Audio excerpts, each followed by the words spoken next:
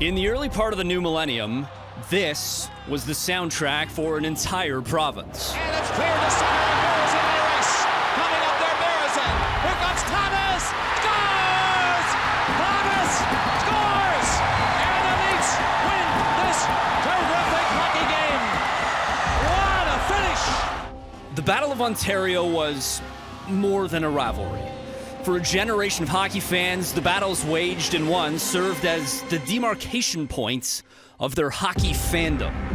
At the turn of the century in Ottawa, this era saw the franchise come of age. For the first time, the Sens were good, like legitimately good. After years of simply existing as a less-than-great, newish expansion franchise, the Sens really found their footing, and that was evidenced by a President's Trophy in 2003. In Toronto, the fan base was starved for a return to the glimmer of success that they saw in 1993 and 1994. A blue-collar team led by Dougie, Wendell, and a former cop behind the bench was replaced with a similarly rough-and-tumble squad, this time led by a gruff, take-no-guff Irishman behind the bench. These Maple Leaf teams had the ACC rocking, especially when the Sens came to town.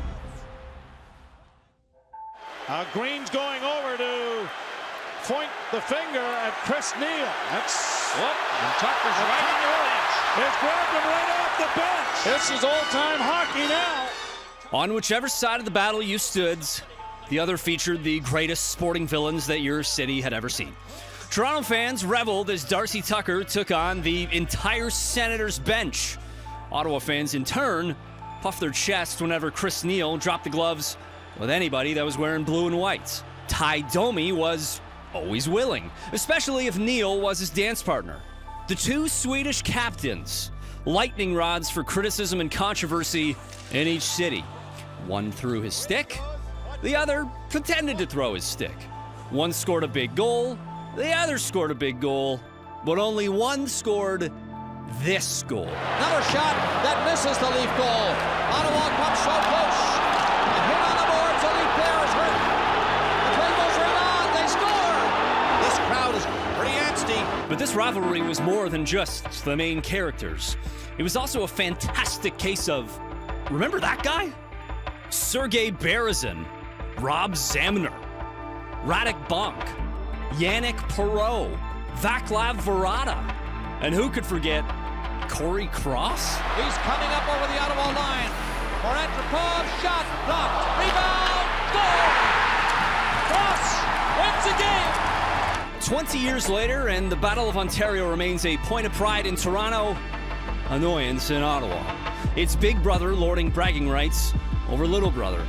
Even when Sens faithful justifiably point to Toronto's lack of playoff success behind those early aughts victories, Leafs Nation will still harken back to their perfect playoff performances in the shadow of Parliament Hill. Ottawa's Cup final appearance and President's Trophy be damned, because remember Nieuwendyk on the lean? They get it up to center ice. Nieuwendyk is striding in there for Toronto, and the scores! Nieuwendyk put that through the lead, and the Leafs are ahead. That one was too high for the breeze. Here's Nieuwendyk again. Scores again. Right through the lead. Two in a row. These games, this rivalry, and now it's back.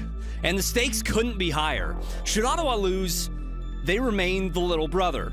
If Toronto falters, not only are their bragging rights gone, but they'll suffer another early playoff failure, losing the battle and the war. 2025, a rivalry renewed.